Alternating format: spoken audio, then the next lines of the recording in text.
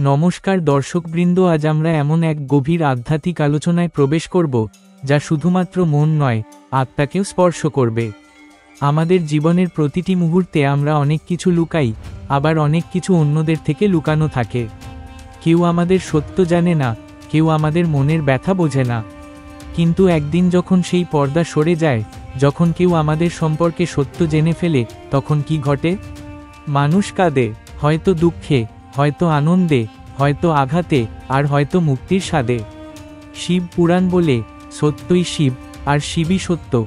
এই সত্যের সামনে দাঁড়াতে পারলেই মানুষ কাঁদতে কাঁদতে হালকা হয়, ভেঙে পড়ে আবার গড়ে ওঠে।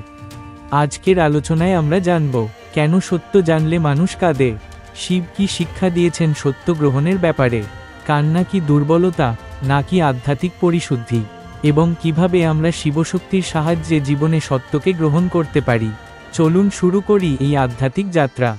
সত্যকে আড়াল করার ক্ষমতা অল্প সময়ের জন্য কাজ করে। একটি গোপন কথা, একটি লুকানো অনুভূতি, অথবা একটি আড়াল করা কাজ কিছুদিন ঢাকা থাকে। কিন্তু মহাদেবের দৃষ্টি থেকে কিছুই আড়াল থাকে না। শিব পুরাণে বলা হয়েছে, যা আছে তাই প্রকাশিত হবে, আর যা সত্য তা চিরকাল অটুট থাকবে। শিব নামের অর্থই হল শুভ। শুভ মানে যে কল্যাণকর, যে পথ আমাদের অন্ধকার থেকে আলোয় নিয়ে যায়। আর সেই আলো কেবল সত্যের মাধ্যমেই পাওয়া সম্ভব। মানুষ যখন মিথ্যার ভেতরে ডুবে থাকে, তখন মনে হয় সব ঠিক আছে। কিন্তু হঠাৎ সত্য সামনে এলে ভেঙে যায় মিথ্যার জগৎ। তখন বুক কেঁপে ওঠে, চোখে জল আসে। যেমন কেউ হয়তো ভেবেছিল সে যাকে ভালোবাসে, সেই তার জন্য সবকিছু। কিন্তু একদিন যদি সে জানতে পারে যে মানুষটি তাকে প্রতারণা করছে, তখন তার সামনে দাঁড়ায় কঠিন সত্য। কান্না থামানো যায় না, কিন্তু এই কান্না দুর্বলতা নয়। এই কান্না হলো সেই মুহূর্ত যখন মিথ্যা ভেঙে পড়ে আর সত্য জন্ম নেয়।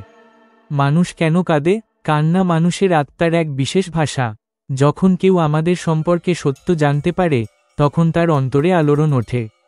সে হয়তো এতদিন ভ্রান্ত ধারণায় ছিল, কিন্তু সত্য জানার পর আবেগে কান্না বেরিয়ে আসে।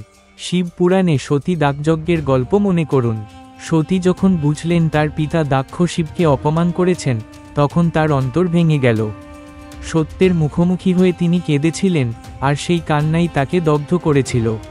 আবার ভাবুন অর্জুনকে, যুদ্ধক্ষেত্রে যখন সে বিভ্রান্ত, তখন শ্রীকৃষ্ণ তাকে সত্য শোনালেন, জীবন মৃত্যু, আত্মা ও কর্তব্যের। অর্জুন প্রথমে কাঁদলেন, কিন্তু পরে সেই কান্নাই তার আত্মাকে শুদ্ধ করল। এখানেই শিক্ষা, কান্না আসলে দুর্বলতা নয়, এটি সত্য উপলব্ধির দরজা। মহাদেব সর্বদা শিক্ষা দেন, সত্যকে ভয় করো না। শিব তপস্যার প্রতীক, আর তপস্যা মানেই সত্যের সামনে দাঁড়ানো। যখন আমরা ধ্যানে বসি, তখন নিজের ভেতরের সত্যের মুখোমুখি হই। শিবলিঙ্গ কেন আকারহীন? কারণ সত্যের কোনো নির্দিষ্ট রূপ নেই। সত্য সর্বব্যাপী, শাশ্বত, অবিনশ্বর।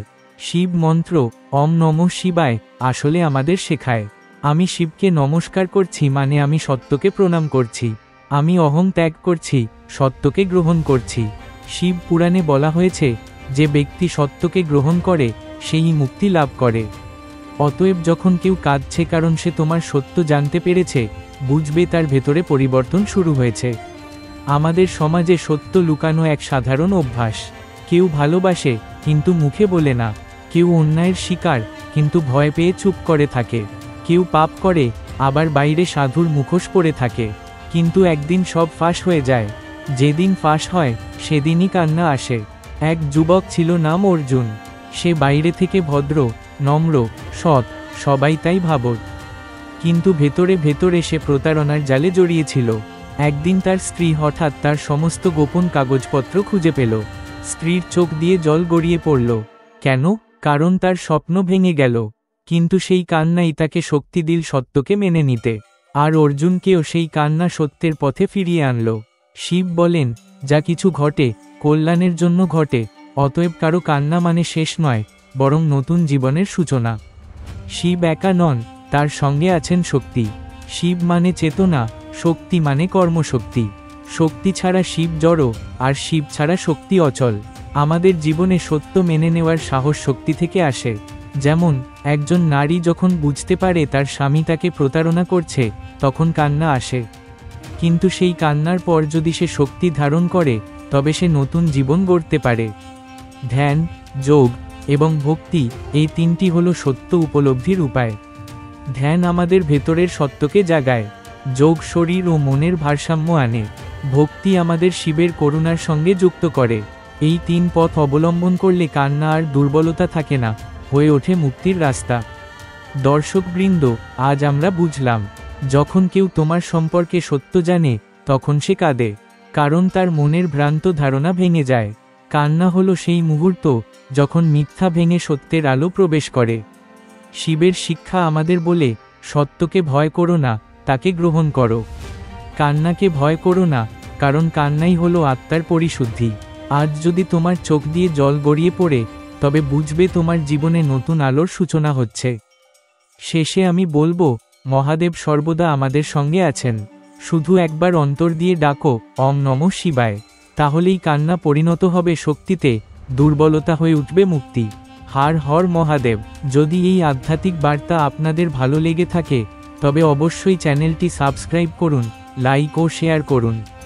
আপনার নিজের অভিজ্ঞতা, যেখানে সত্য জানার পর চোখে জল এসেছে, তা মন্তব্যে লিখে জানান।